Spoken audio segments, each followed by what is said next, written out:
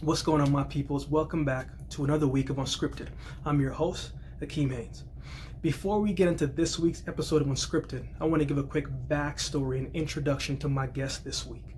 My guest this week is Mr. Jonathan Kung. He's an entrepreneur, but by nature, he's a physician who specializes in the pancreas, the liver, the intestines, all of the stuff that our stomach covers. Jonathan is a gastroenterologist. Try saying that 3 times fast. Let me know how that works out for you. Throughout this conversation, we talk about so many different things, including his upbringing, his time at school, some of the lessons that his grandparents taught him, his parents taught him, and just the evolution of who he is as a person. We also talk a little bit about coronavirus, how it's affecting him in his clinical practice, but also how it affects him culturally and as a racial standpoint. This is a conversation that you are going to see that there's a lot of depth to him, a lot of wisdom, a lot of knowledge, a lot of positivity that he tries to put forth in this world. You will also see how a person finds balance with how many hours that he puts into his clinical practices. He still finds time to hang out with friends, to be an athlete, to train consistently. He still finds time to do his passion. He's very passionate about fashion. If you get one thing from this episode, it will probably be how, if you really want to do something, you'll find time to do it. That is just crazy to me, because how many hours he puts in, he still finds time to have a life outside of the life that he is living when he's in the scrubs. We even talk a little Grey's Anatomy. All my Grey's Anatomy supporters out there, we talk a little bit about that as well too. Is that really true? You'll have to tune in for the full conversation to see it. So without further ado, enjoy episode 47, Finding Balance with Jonathan Kung. Before we forget, do us a huge favor. Head on over to Apple Podcasts and leave a rating or a review of the podcast. Let me know what you think. Let me know if you're enjoying it. Let me know if you're getting something from it. Let me know if you don't like it. Let me know what we can improve on. Let me know how we can best serve you. But I need you to do me that favor and go ahead and do that for us. If you are interested in supporting the podcast, in the show notes, just click the link and it'll direct you and show you how you can best support the podcast. See you next week. Enjoy the episode. Good, man. Such an honor, man, to actually meet you and to know you from afar, man. I don't even know what to say, man. It's a huge honor to get to talk to you and actually meet you face to face. So Bro, man, the yeah, honor's man. mine, man. It's been I have a bunch of questions that I want to get into and want to ask you, man. Yeah. I think you're a person with many depths to you. And so I'm looking forward to this conversation, man. But before we start the main conversation, brother, I want to get your thoughts on last year, man. I think last year was, an interesting word to say the least, among many other things, man. But how did you stay in the right state of mind on a day-to-day basis, man? Well, you know what? I would have to say, I mean, you got to put your family first. So uh, I needed to keep my mindset strong. I needed to stay healthy. Of course, I mean, I am a physician, so it's important to keep my body strong for my patients. But I have to admit, my parents and my sister and my niece, they come, and my grandparents, they come first. So I needed to take care of them and help watch out for them. So I made sure to just eat healthy, keep my body strong, follow the proper COVID protocols, and because if I'm not well, then I can't be there for the family. And I think what drove me to stay focused was I needed to take care of myself first before I could worry about other people, and I felt I did a pretty good job about that. And yeah, I guess kind of my patience and my family kind of drove me to take care of myself. Man, I read a recent post. Actually, it was last year before I took a little bit of a hiatus from the public eye a little bit, man. Where you're talking about your grandmother, and she passed away, man. It's Hmm. sorry to hear that, man. But Oh, as I thank you. as I was reading that, man, I read something that really resonated with me. You said she lived a full life, right? Yeah, What what were some things that you took from her, man? Because I personally took a lot of things from my grandparents, man. What were yeah. some things that she taught you, and what do you think it means to live a full life?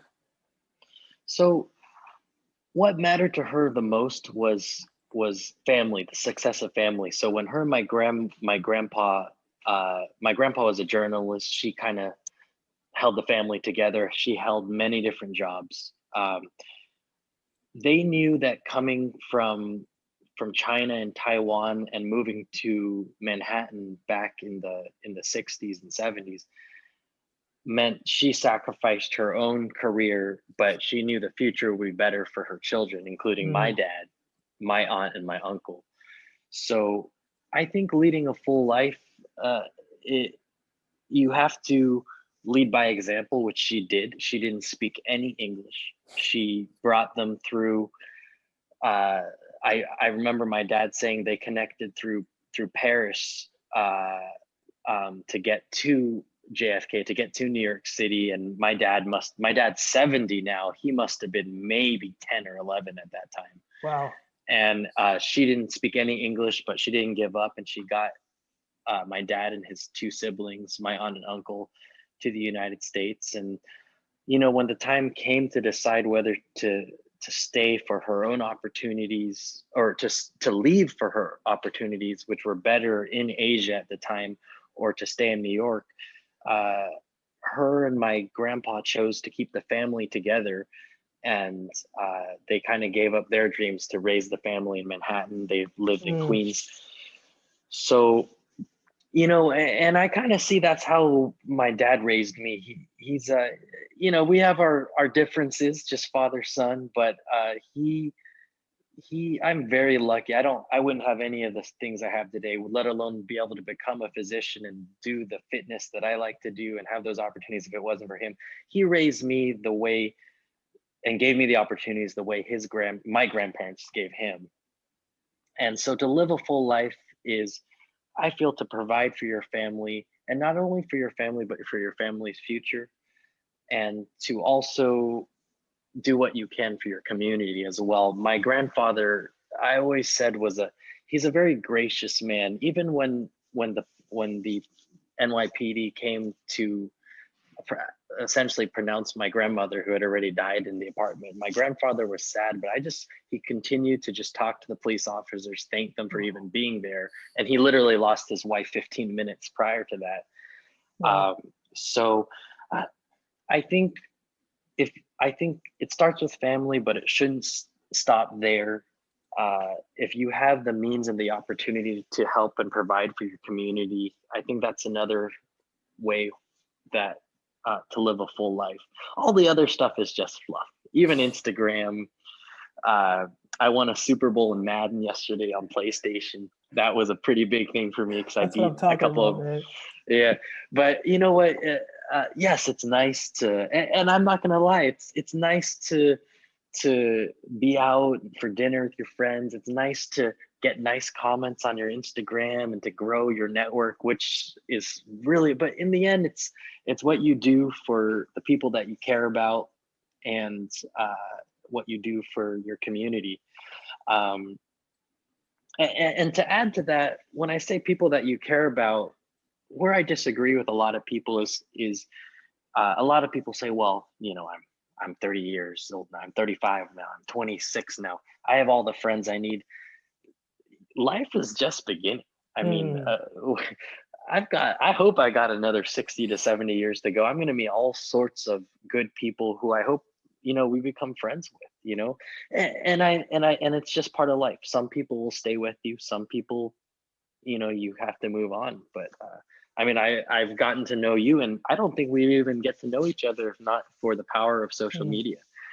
And I think it's a test of character. You have to be able to figure out, who's who's good and has good intentions, and it's just part of living in this world today. There's a lot of things on social media that might not be the best to get involved with. But Man, yeah, that's one thing that I could tell about you, man.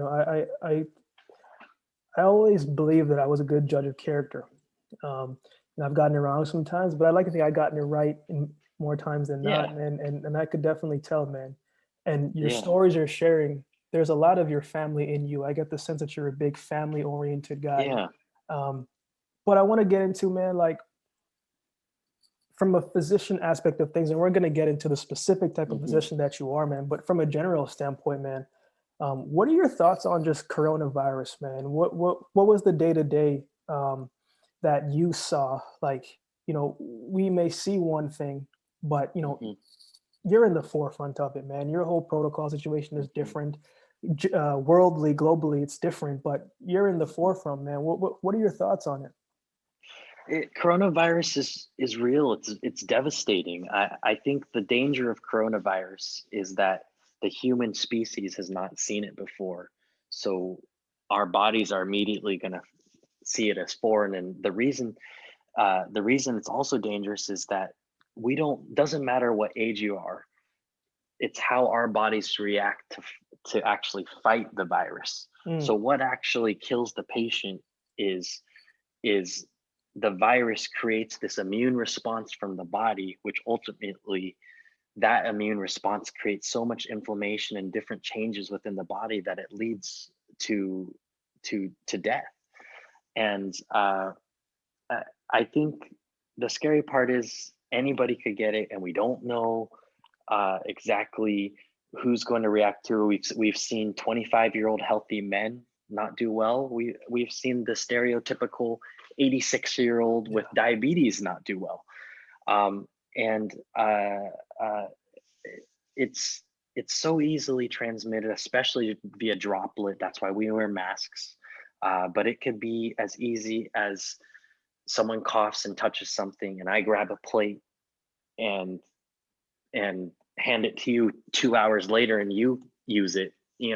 And that's why they're trying to say, keep it to just the immediate family, and if you have to, maybe a friend or two. And um, and because we don't know a lot about it. Yeah. I appreciate. I'm a gastroenterology doctor, so I do deal with the stomach and the liver and things like that. I wouldn't say I'm right at the front line. The front line are the police officers, the firefighters who have to respond to things that they don't know what they're going to deal with.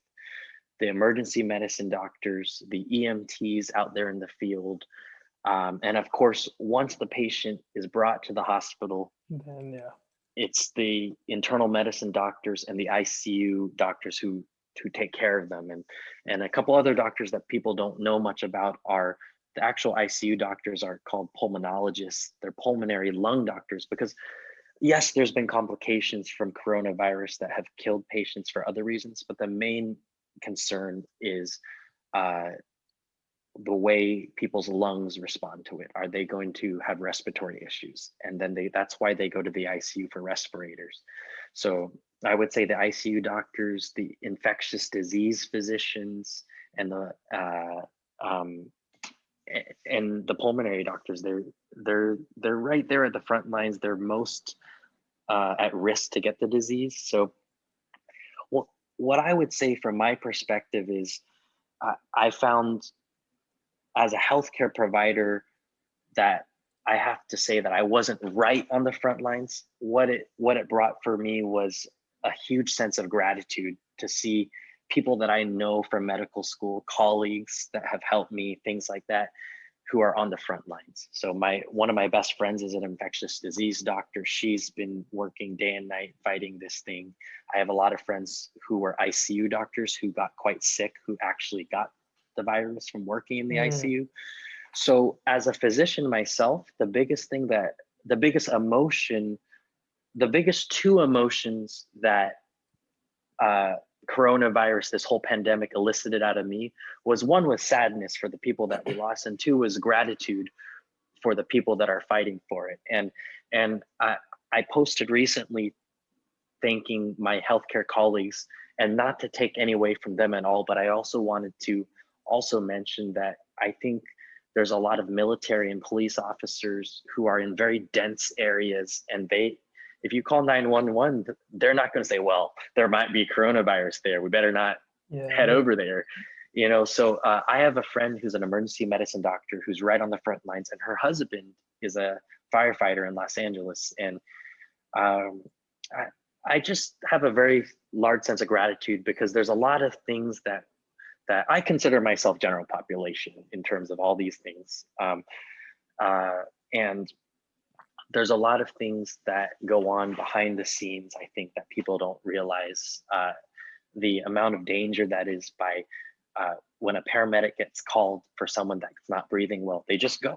There's no like Yeah. what might be are those people wearing masks, and then they bring the patient straight to the ER, and the emergency doctors are there, the nurses, all, and also when I say physicians, I'm not talking about just doctors. I'm talking about nurses and medical students and ancillary staff like medical assistants and all those people.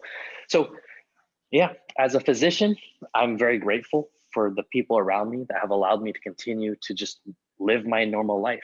Even so, this morning I got up, I took the subway to Lower East Side Manhattan to go to work to see my patients. Even the subway is running because there's someone there that's making it run.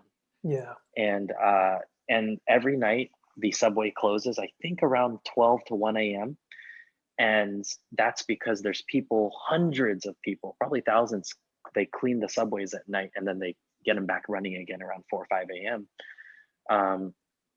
So I think in one of my recent Instagram posts, I talked about the fluidity of the United States. Yes, there's a lot of media talking about all the crap going on, like the Capitol, which was absolutely terrible. And there were fires this year. There was racism all over the place, as we know. And but America still kind of run, and where there was a lot of focus on other things, I think the real heroes are the people that just kept the country moving. And so I appreciate that.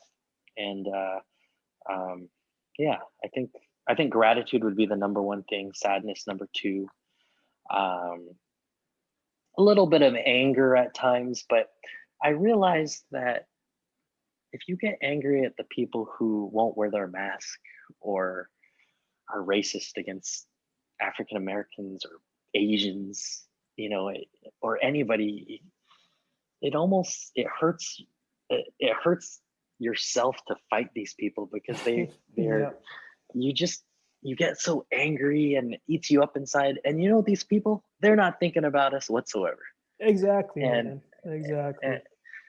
but I think advocacy is a very important thing, though. I, to be honest with you, Akeem, I always, one of the things that affected me the most this year was seeing how much racism there was, that these people, you wouldn't even think unless something happens, and then they really comes out. There was racism against Chinese people. Didn't even matter if you're Japanese, Vietnamese, or Korean. Yeah. Everybody is Chinese now Yeah. at the coronavirus. But I don't like to, I've posted once or twice about it, in more to advocate, especially for old Asian Americans who are defenseless. But I know I'm getting kind of off track here, No, but I man. always kind of take a step back before getting really into these things, because I had the luxury of the first time, maybe one time when I was a kid, but that was far and few in between. But this is the first time I experienced racism against my ethnicity because coronavirus happened. But I feel there's been racism against other races, especially African American in the United States, which I shouldn't be so angry just because one thing happens in 2020 when people have been dealing with this their whole lives. So Yeah. I don't know if that makes sense. I like to It's take things in perspective. yeah. Like, yes, oh my God, everybody's attacking Asians, especially this past, I'd say April, May was pretty bad. But again, I think these are those crazy people who used coronavirus as a vessel In order to to get what attack, they really feel. to attack Asians. But I don't think, if I may say so, I don't think Asians have faced the same discrimination that maybe Blacks in America have. And that's where I think there was a lot of, I sensed a lot of, and this is just through social media, I think the best conversations are had in person. but Hmm. I sensed a lot of strain between the Asian population at times and some of the African American population, because they were like, well, you guys are upset, Asians are upset all of a sudden. Um, Now you get a taste of what we've been dealing with our whole life. And I think that's where I wanted the Asian population to understand.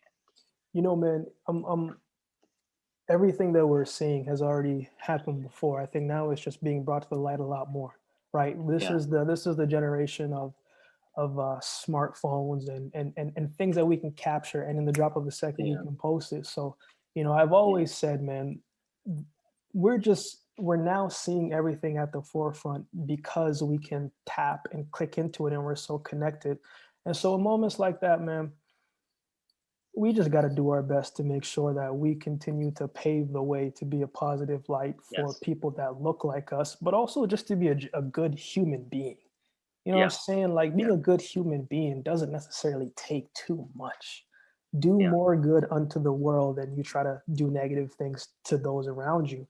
And I Yeah. think that is sometimes it's the simple concepts that are often the hardest for people to learn, man. Yeah. So, um, but man, we could talk about that all day, man. I wanted to. Yeah. I Sorry want. about that. I got Oh off track a no, little it's bit. it's Yeah. it's it's good, man. But I wanted to get into some different parts, man, because like I said, Yeah. man, like there's so many depths to you, man. Let's go back to University of California, Davis, man. How did you get Yeah. started into the medical field? Was it something that you always Yeah. wanted to do? Like how? Talk me a little bit about that, and what was it like being, I guess, becoming a physician, because the hours are a little Yeah. bit different. Yeah. Yeah. No. People that know me well, even to this, they're like, John, we don't know how you even got to this point, because I'm 35 now. When I started medical school, I was 22 and a half. And I, how can you compare Jonathan now at 35, a Yep. practicing physician, to Jonathan 22 and a half, just out of college, going to Vegas, drinking with his friends? Not that he doesn't do that anymore, but how you can't compare. You're different than you were, I'm sure, when you were 21. You 100%. know, so uh, I actually went into Davis as a economics major. I wanted to somehow end up getting into business management, and I wanted to be a sports agent. Actually, Oh, okay. at that time the dream was, and when I was in high school, um, so me and LeBron James are the same age. So that's where we are.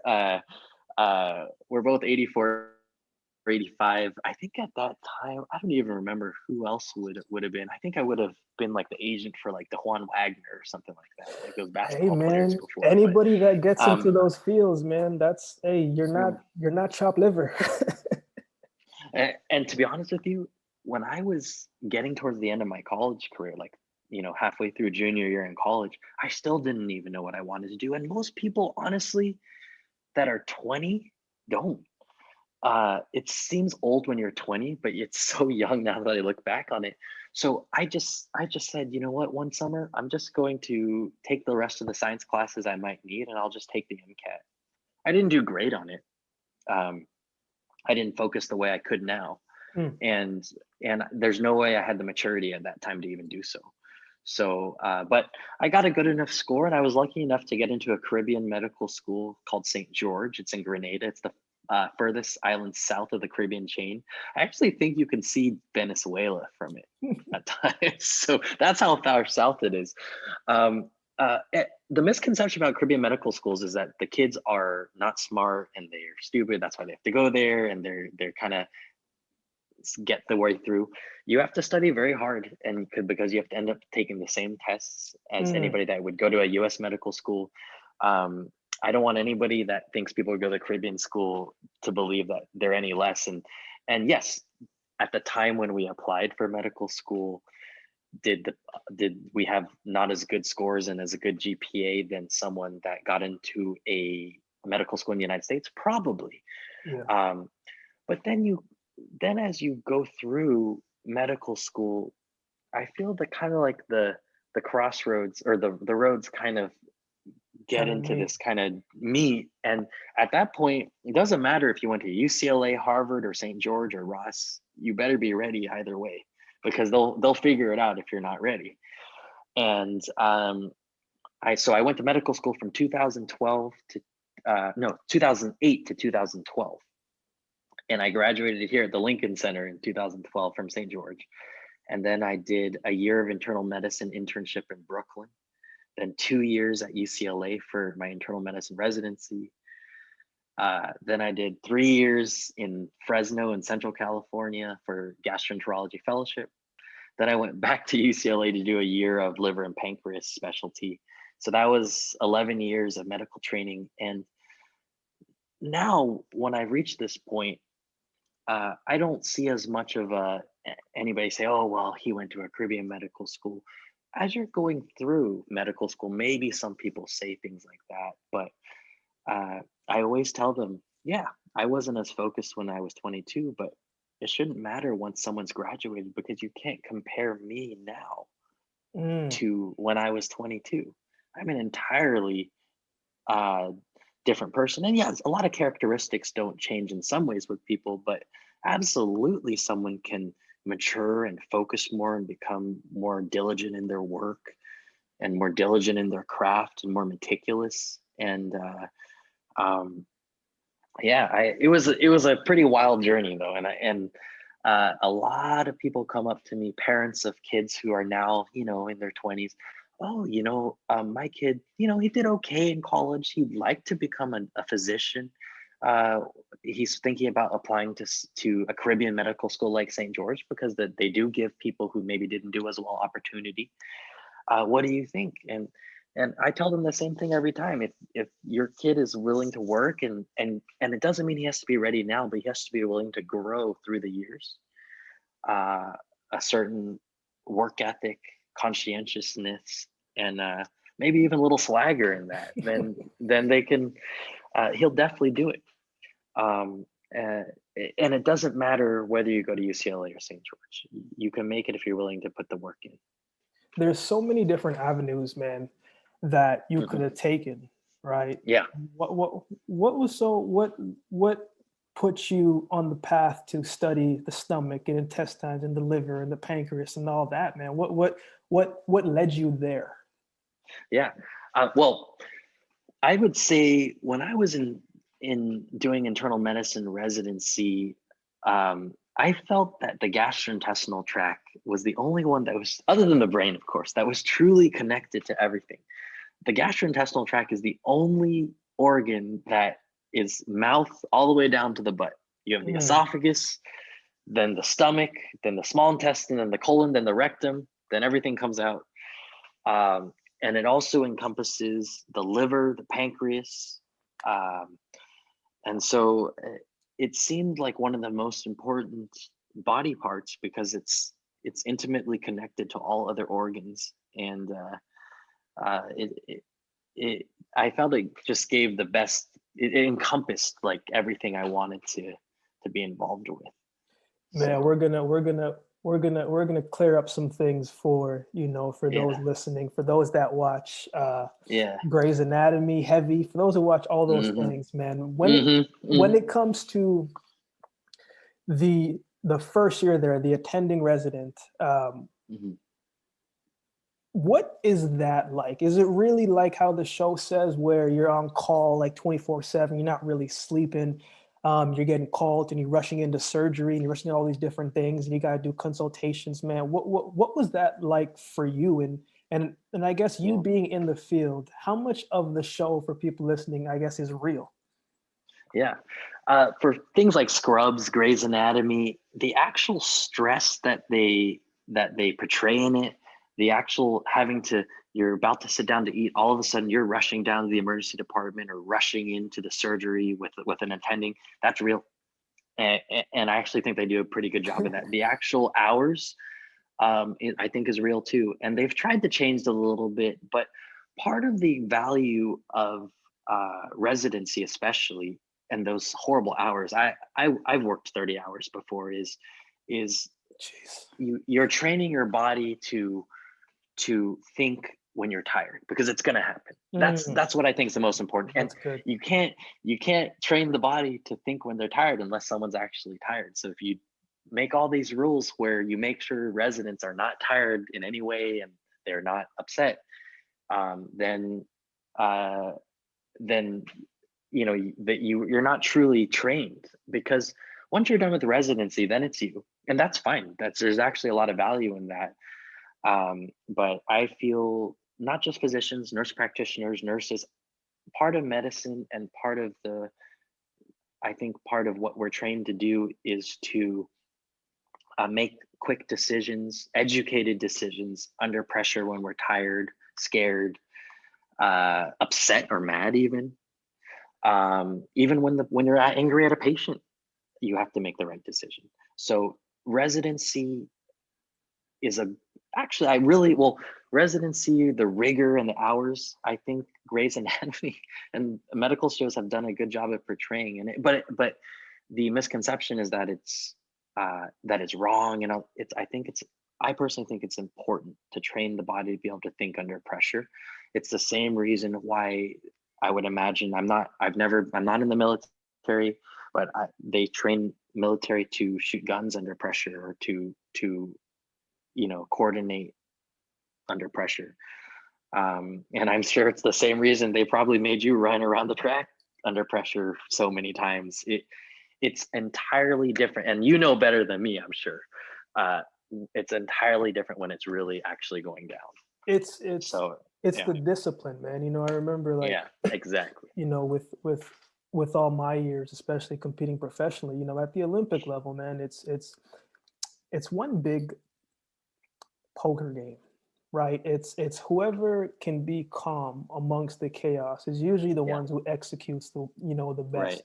And I think sometimes in pressure situations, what we do is we try to do something different. We don't trust our training. We don't trust what we've been right, doing, right? And I think right. that's when issues can start to happen, and that's when you don't compete to the best of your ability, man. But when you're in those 30-hour days, man, what is going through your head? Is your body just like on autopilot? Like, how do you? Yeah, it is part of your training to train yourself, but at the same Mhm. time, man, sometimes the tiredness like gets a hold of you, right? What are some ways that you snap back to yourself and to continue going? I think most residents and fellows, when they go on these 30-hour calls, it goes in waves. When you come in the morning, you come in typically 7 a.m. and you have your normal day. And then uh, there's probably a little wave of sadness at Mm, one point, maybe a few minutes at that day, where you think about, man, you forget you're not going home at 5 or 6. You're staying there till noon the next day.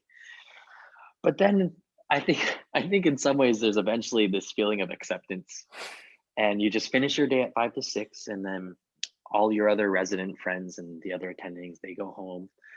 And then there's this kind of sense of duty, because you're especially when you're the senior resident. It's not when you're all on call overnight as a resident, you're not always just you have to worry about medical students and junior residents who are looking to you for decision making. So there's a sense of responsibility that I think kind of overtakes the fatigue. mm, And I would say from about 7 p.m. to midnight, you're usually pretty good, because there's stuff going on. You're so distracted, you don't get tired. But there's always that determination to try to get some rest, because they're all car rooms with these little beds. And I swear, the call room where I worked was haunted. There's something up there. But uh, anyway, so around midnight, you're just praying that the ICU stays quiet, the cardiac care unit with the congestive heart failure patients and heart transplant patients stays quiet, that you're hoping the ER doctors and the ER stays quiet. You're hoping the nothing comes in that needs an emergent surgery, like a gunshot wound or something like that, or a bowel obstruction. And by that, I would say around 1 to 4 a.m. is when you really are so focused on trying to just stay quiet, or you're taking care of something.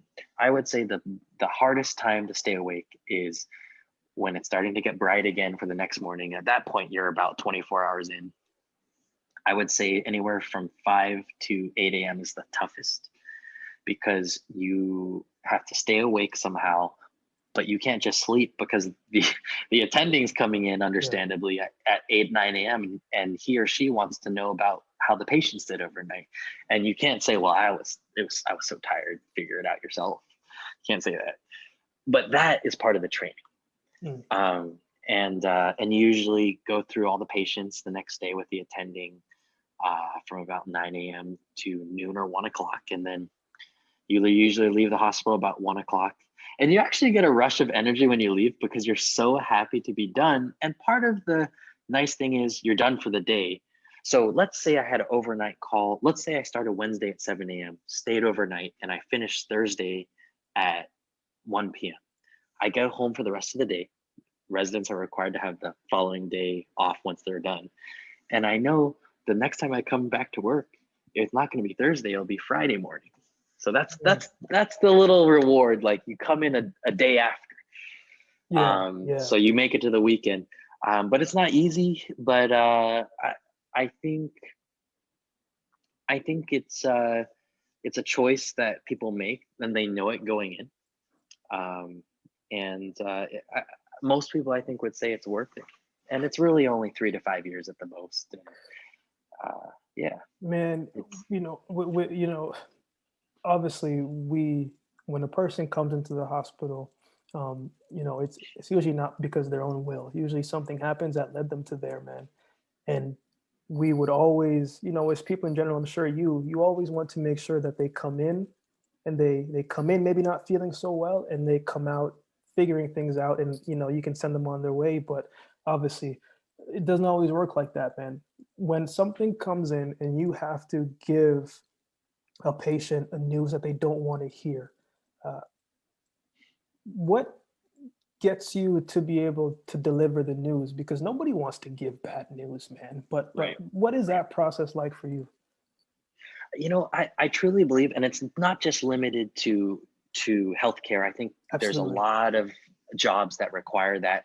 Delivering bad news is not easy, especially if it's a terminal cancer diagnosis, for example, or a family member has died or is probably going to die soon. I don't think it. I think there's going to be pain for especially for the family receiving the news, no matter what. So the best thing is direct. You should be truthful and forthright and direct. I think the families deserve the truth, and I think that's another powerful tool that's I think learned a lot in medical school and residencies, delivering bad news and sad medical news. I always just tell the truth, and I think that's there's no other way to do it. I don't think. One caveat is, and I think again it's with a lot of other jobs, is sometimes families prefer not to know the news, and they have a right actually to not want to know. So you always have to make sure you know who you're talking to and who's in the room. It's easy if you see the patient's, let's say, wife in the waiting room, to go straight to her and tell her things, but you don't know if there's a brother-in-law or a distant cousin that's also sitting in the room. So I think it does kind of walk a fine line with patient confidentiality and HIPAA and things like that. But once you've identified that you're talking to the right people who do want to know the news, and that the patient wants those people to know the news, then I personally, I always tell them exactly what I think is going on and the truth. And it's important to respect all faiths and religions. A lot of people, I've encountered a good number of patients who scientifically, I felt the patient probably didn't have much time, but the family didn't want to believe it and chose to hang on to faith, and you have to respect that. But they still deserve to know the scientific truth, because that's why people come to the hospital, is to have, I guess, physicians and healthcare providers' opinions based on what they think is right. So I think it's important to deliver the truth and respect all cultures, because everybody takes it differently and believes things will change differently. Man, this is the there was one thing that when I first started following you and just keeping up with you and speaking with you, man, is just the amount of hats that you wear. And I know in your profession, not just in your profession, but other professions too, as well too. I think we're all trying to figure out work-life balance, right? Trying to understand Right. what is too much, what is too little, what is the right amount. But from what I've seen, man, you're still able to go out and to be active, play sports. I Hmm. know you're big into fashion. I know you're big into. Hmm. How do you find work-life balance? What does that look like for you once you're out of the scrubs? Hmm. Man, it all comes from a drive. I swear it's in here, man. It makes me happy. It gets me going. Uh, I I believe in this cliche 100%. If you love something and if you like something, there's time. There's always time if you make time. And it's the same thing that I believe in dating and relationships. If someone wants to see you, they'll see you. There's no such thing as, oh man, I might have to go see my mom this weekend. I might have to hang out with this friend. Maybe I'll talk. If someone wants to see you, they will see you. If if you want to do something, you'll make time for it. If you're Yeah, not making time for it, then you don't really want to do it. I work hard as a physician. That patients come first. Family time comes first. But man, I love high intensity training, fitness, working out. I'm a good soccer player. I love football, basketball, everything. And I'm not going to stop until my body doesn't allow me to do so. But again, why would my body, other than a freak accident, my body wouldn't allow me to do so only if I don't take care of my mm, body. And I'm 35 now, and I actually feel I'm in better shape than I ever was when I was 23 or 24 because I try to eat better. I still think people, you got to go out, and you gotta go do out your to eat and thing. everything. Yeah, Yeah, I don't think you necessarily have to eat this meal plan diet per se, but you eat good when you can, and the most important thing is you could diet all you want if you don't exercise, then then it's not going to balance itself. But I love fitness. It's good to show an example for my own patients because I encourage all my patients if they're able to especially my gastrointestinal patients to stay active and work out. And I've said time and time again, I don't care what you do to move your body. If you don't like running on the treadmill, if you don't like lifting weights or playing soccer, but if you like playing laser tag, go play laser tag. At least you're moving around. Right now, I wouldn't play laser tag, but but when COVID's over. yeah. Um, After. but I take pride in keeping myself healthy because I know it's going to be good for my family someday. It's going to be good because I want to be strong to take care of my parents as they get older. It's good to I don't feel I should tell my patients to do it if I'm not doing it myself.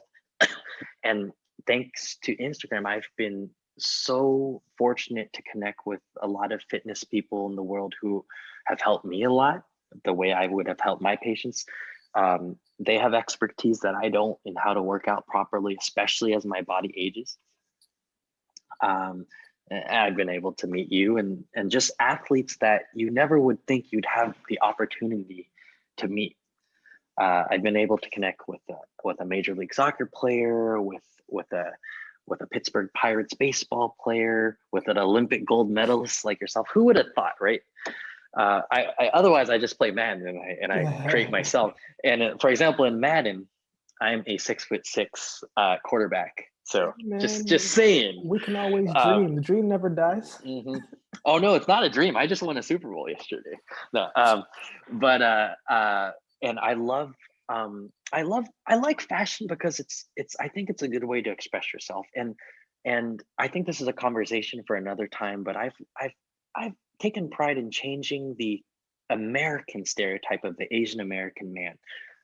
I think the Asian American man is generally thought smaller, maybe more timid, not as attractive in certain media outlets. I'm not saying in general, but Mhm.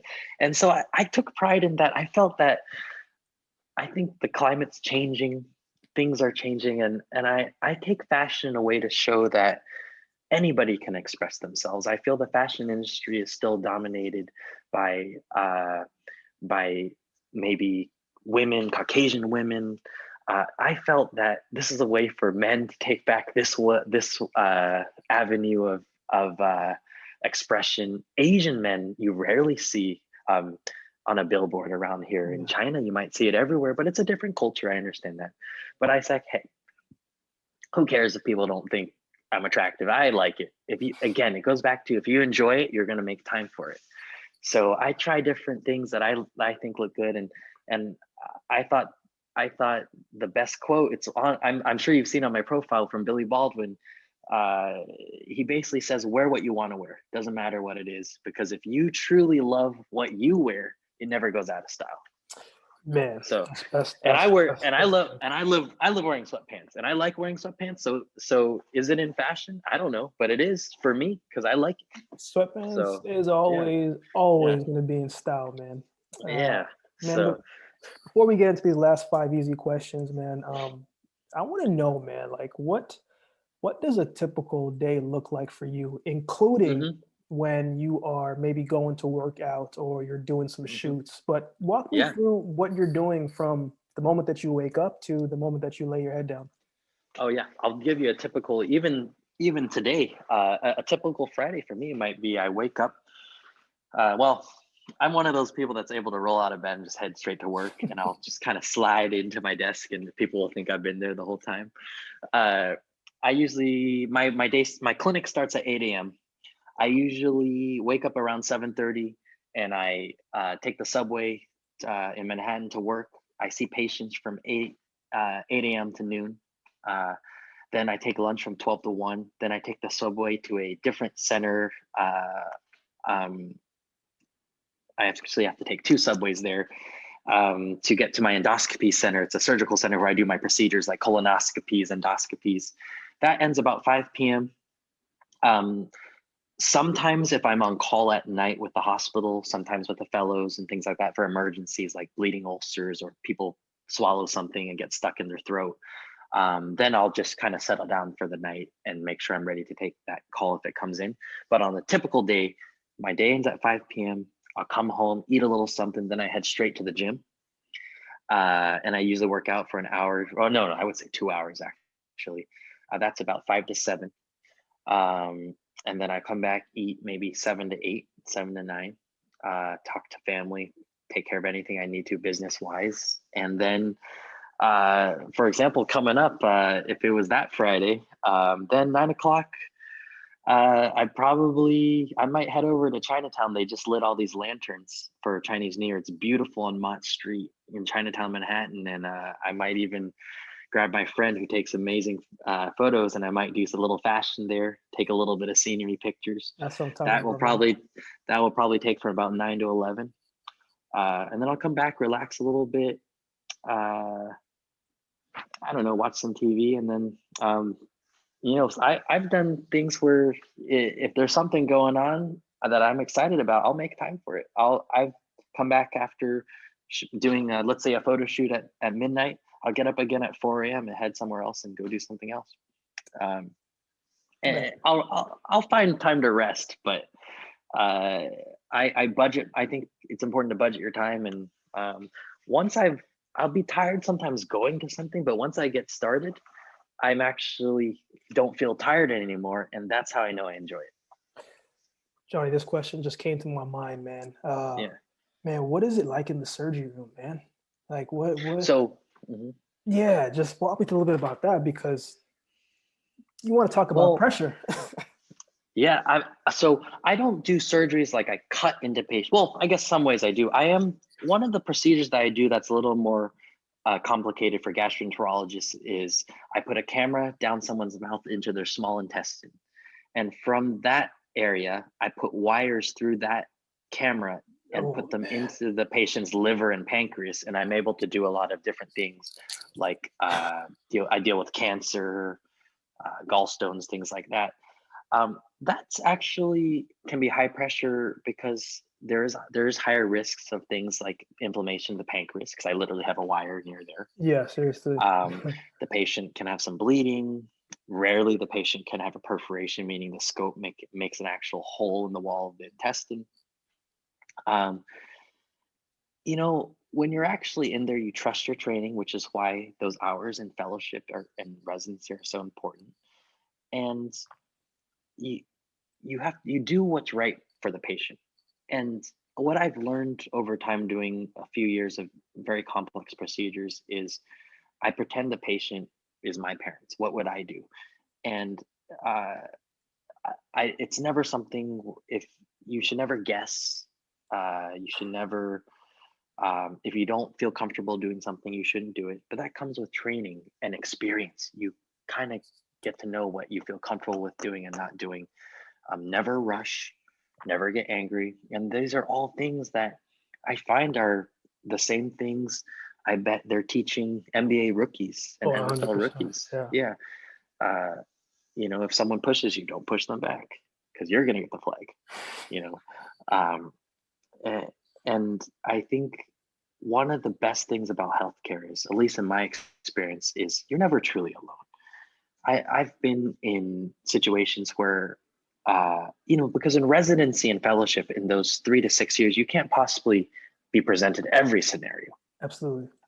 So troubleshooting is a huge skill that is developed partially in training, meaning residency, medical school, and fellowship, but is honed through the years of experience. And I don't think that ever stops because there's always going to be a new complication.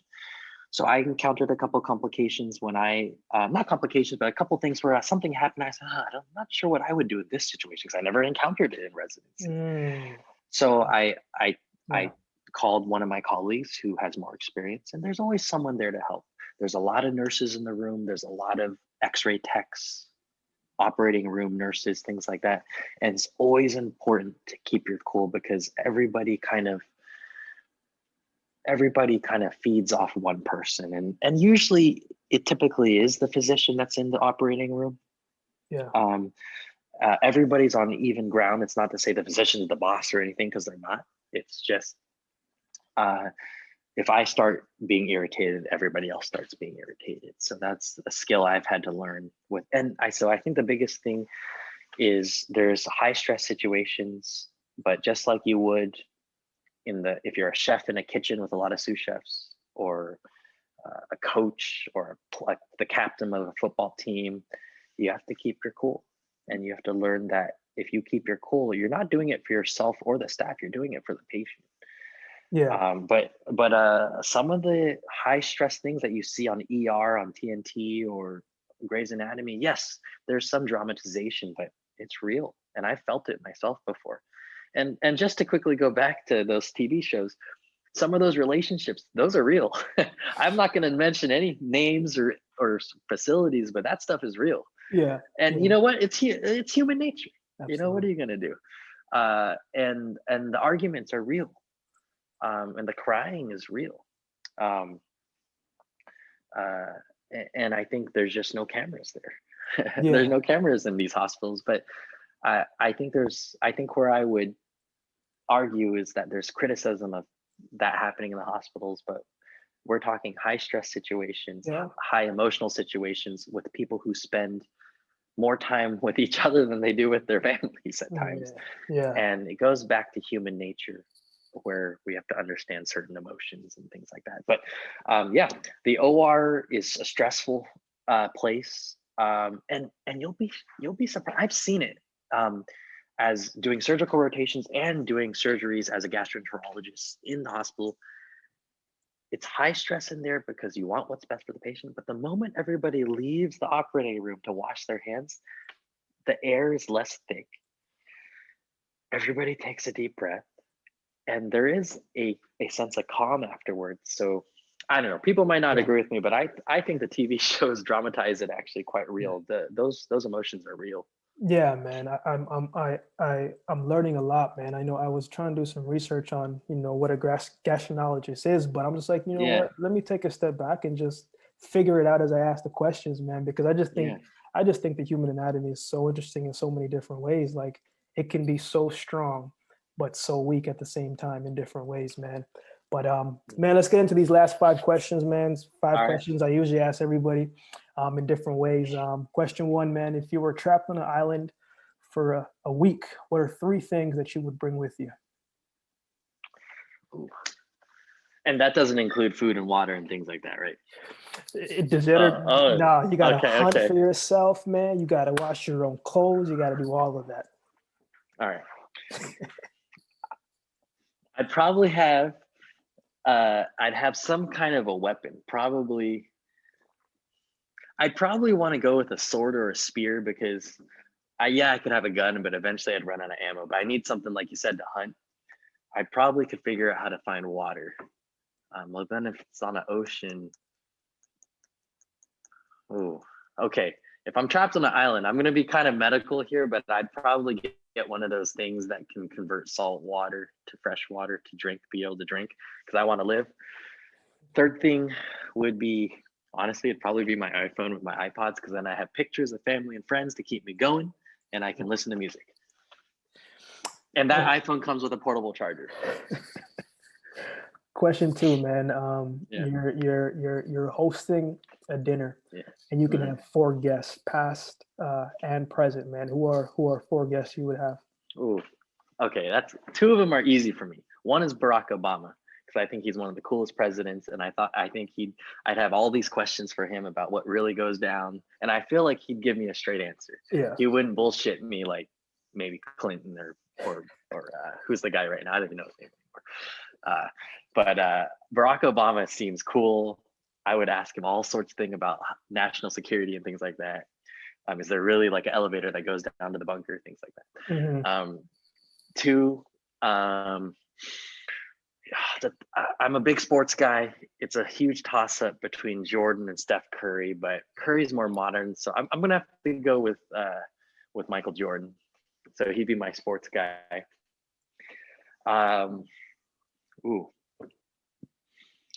I would probably want to talk to, can I choose my great grandfather that I never met? Because he was, yeah. So I'll show you a picture of him sometime, Akeem. This guy this guy looked like a boss, man. He had a beard down to here. He looks like he's from the movie Crouching Tiger. So it would be Barack Obama, Michael Jordan, my great grandfather on my dad's side. Number 4. That's a good question, man. I'd probably have to go with, honestly, my great grandmother on my mom's side. So man, two great grandparents. Yeah, that'd be an interesting conversation. Yeah, man. Yeah, those 4. Yeah. Question 3, man. I'm a firm believer, and we've kind of briefly talked about it before, man. You have to pour into yourself to be what you need to be to everything else around you, man. What is one thing that you do for yourself every day? Like one thing you say that, like, I got to do this today. To be honest with you, I think one thing that I've worked on for a long time is patience. I didn't used to be the most patient person, and I think patience encompasses meticulousness, diligence. I needed to, and it also encompasses having a good temper, things like that, having good temperament. So I think I've matured a lot, which has allowed me to hone that characteristic, which is why I think people can change. People say, "Oh, you are who you are. These are just the characteristics you have." People can grow, and I think patience allowed me to grow as a physician, to grow as a person, to be a better family person, to be a better son, better brother, and a better doctor, and a better friend. So that's something. I still wake up every morning, and before I go to bed, I do pray a little bit. I always, it's just my personal beliefs. I always thank God for allowing me to become a better person. And I've said that, I've prayed that same thing since I can remember, since like maybe 7th grade. I thank him for allowing me, him or her, I guess, for allowing me to become a better person every day. And for me, I always wake up saying, you know what, no matter what happens, you have to take a step back, be patient, think about things through. And you know what, one thing I forgot is always be good to people. You never know what's going on. I've been guilty of it sometimes, where maybe I wasn't, as kind as I should have been to someone that I didn't know when I was younger. And there's been times where maybe I was going through something and someone wasn't so nice to me, and I'm like, man, they have no idea. It, I'm they don't have any idea. That's the thing. So I think kindness and patience are really things to remind yourself. And kindness isn't like you go to the soup kitchen and or you go donate some clothes and then you feel good about yourself for Yeah. a couple of weeks. Mhm. It's about consistency every day. It doesn't mean you don't make mistakes. It doesn't mean you can't do something you shouldn't on a certain day, but your heart should always be towards helping somebody and being kind and treating them as if you were trying to help your mother out. And it's not easy. It's not easy. Um, so I think, yeah, those are the two things: kindness and patience. And I've always been a kind person, but there's been ways that I could have improved and continue. There's ways that I'm continuing to Yeah. grow. Yeah. I And mean, I think that's man. a lot of people. Yeah, exactly. Like we're all a work in progress, man, and we we don't want to be the same person today that we will be a year from now, right? Yeah, And so, absolutely. question four, man, being a gastroenterologist, man, for many that don't know, man, what is one general thing? I guess what's one of the most important things that you would tell people about that? Because I know you deal with the colon as well too, and I Hmm. know a lot of people Hmm. don't talk about that, especially males. But tell me one thing that if there was a message to get across Hmm. directly, what would that Hmm. one message be? Number one thing is colon cancer is real. It's the third leading cause of cancer death in the United States most years. It's real. And colon cancer or colon cancer screening with colonoscopy, which I believe should start at 45 years old now for all adults. Um, it's a truly, genuinely good primary preventative mechanism to prevent colon cancer. Gastroenterologists almost always can find any polyp that would, if left in someone's colon for 10, 15 years, if it's the wrong type, can become a colon cancer. If I never did a colonoscopy, let's say you never got a colonoscopy, Akeem, for the rest of your life, you'd probably be fine, but I can't say for sure there's not a polyp in there someday that might become a colon cancer. And so get screened. If you're 45, go see your primary care doctor, go see your gastroenterologist, ask for a colonoscopy, and you should have one at least every 10 years until you're 75, 80 years old. And then just to dispel the misconception that because I'm a poop doctor, I'm around this smelly room and poop everywhere and it probably smells like shit. Surprisingly, I didn't even know this until I trained in gastroenterology. Most 95% of the time, it does. When I do colonoscopies or when there's poop, it doesn't smell, Hmm. and it's not because I'm used to it. Yeah, yeah, It, yeah. it truly just most colonoscopies, the patients have cleaned their colons out because that's what I have to do, be able to for me to be able to see their colon nice and clear, and it doesn't smell. Every So, every but 10 years, I gotta write yeah, that one down. starting starting at 45 years old, every adult should start getting screened or at least open the conversation with their primary care doctor of getting colonoscopy for colon cancer screening. Last question, man. You know, you've obviously done some great things. You're helping a lot of people. You're working on yourself and you're doing all these things to become a wholesome human being. As you've already done a great job at that, man. Um, if there was one word to describe you, man, what would that one word be and why? I would say, ooh, I was gonna say the two would be excited and hopeful. If I had to choose one Mm. out of those two, I would, I, I would say, I would say excited.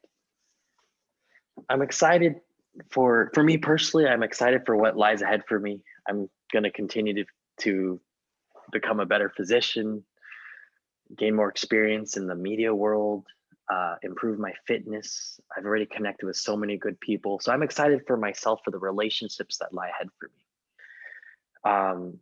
I'm excited for healthcare because I'm hopeful that, well, I shouldn't say hope. I'm excited that this pandemic should end hopefully in the next couple of years. I'm excited for everybody to get their vaccine. I'm excited for what the world will look like after we're out of this. I'm excited for the new presidential administration in some ways. I'm not excited about the taxes they're going to probably impose on us, but I'm excited for this new change because the past 4 years haven't been great. And I do think that a lot of things start from the top. And it's one thing to actively speak out against something. It's one thing to stay silent. And I think there's a lot of cultural acceptance that needs to continue. And I think I'm excited for the future. I think it is going to get better. I think racism will slowly improve. There's a lot of areas in this country that, probably neither of us will ever visit. And that's, and I think I'm excited for the future because it really starts, like you had alluded to earlier, it starts with us leading by example and teaching the next generations the right way. To be honest with you personally, I think there's a conversation to be had, but I don't know if there's a lot that can be changed of a 65-year-old man who has certain negative or racist beliefs, who was probably raised that way his whole life by his own parents. But I think the next generations are what's important. And I feel that you and I are kind of at that age where we're young enough to see both sides of it. Absolutely. But old enough to guide the future generation, to begin to guide the future generations. So yeah, I'm excited for myself, for the community, for our country.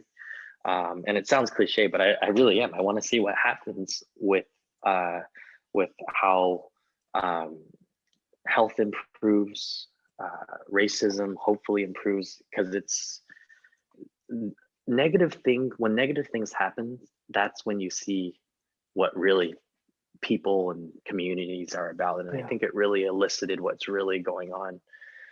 I think it can only get better from here. That's what I'm excited about. We're going up. I'm right there with you, man. We gotta continue to stay hopeful and to do our part to leave this world better off than how we found it, in our own authentic way, man. But where can people keep in touch with you, man? I know you're heavy on Instagram, man. Tell the people the Instagram handle, man. Thank you, brother. This is Johnny_K on Instagram. Appreciate you guys. Akeem, I appreciate you. You inspire me, honestly, and I'm honored to be on your podcast, and we're gonna get you out to New York to work out sometime. Hey man, we're gonna come. I'm pretty slow though, man. Everybody's fast in some area, man. We'll figure out an area between the two. But brother, right. It's been a pleasure, man. Thank you for coming on. Thank you for sharing with me, man. It's again, I look forward to when we do meet in person, and just to further our discussions, but also just to connect and continue to build that relationship, man. So thank you for your time, man. And thanks for the knowledge that you shared. Thank you so much, brother. I'll talk to you soon, all right? Sounds good, man. Take care, bro. Take care.